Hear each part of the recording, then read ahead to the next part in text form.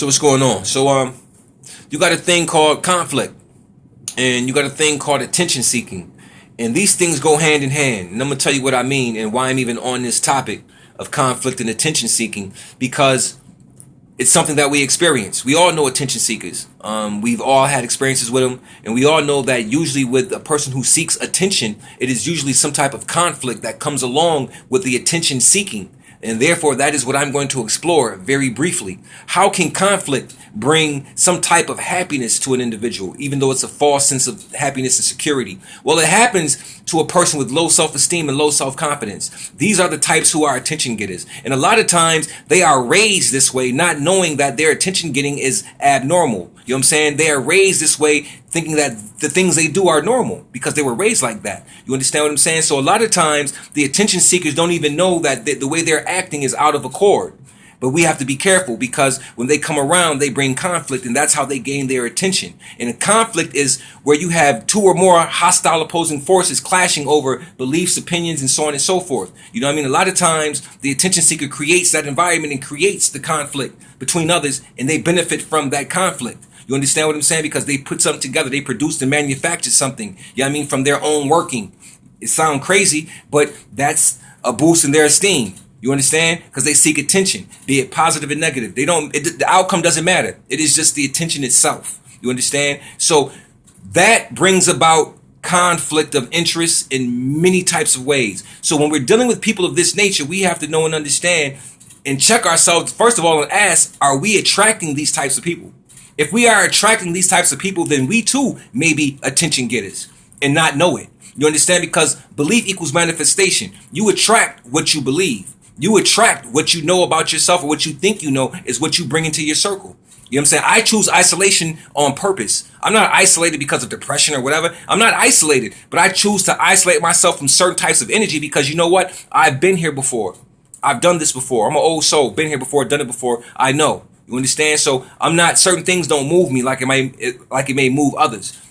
But conflict can be utilized in such a way that it can be healthy for somebody else in a false sense of health. For them, it's healthy. But what's actually happening is they're actually destroying themselves even more because the intent is to destroy someone.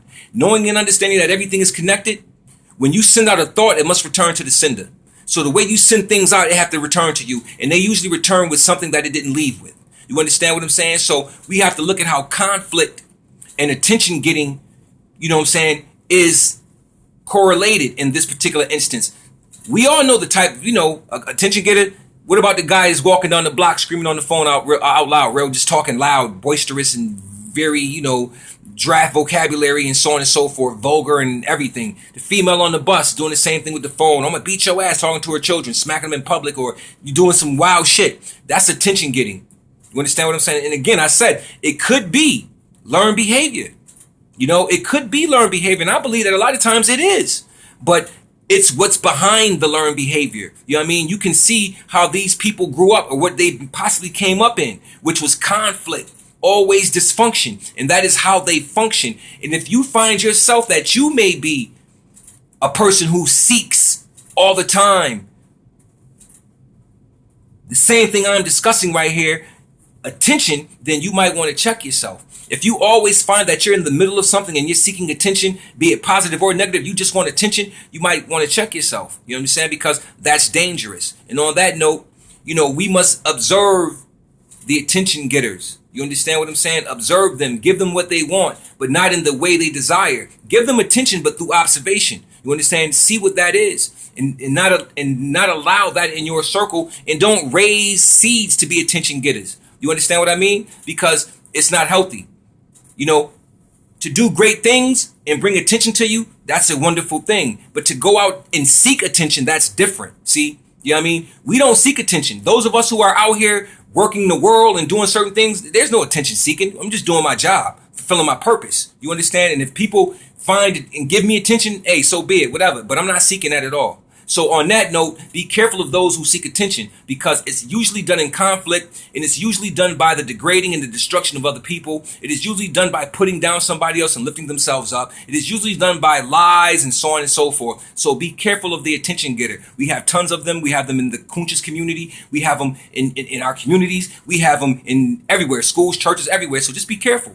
because they out there. And do not allow that information or that type of energy to come into your cipher. Peace.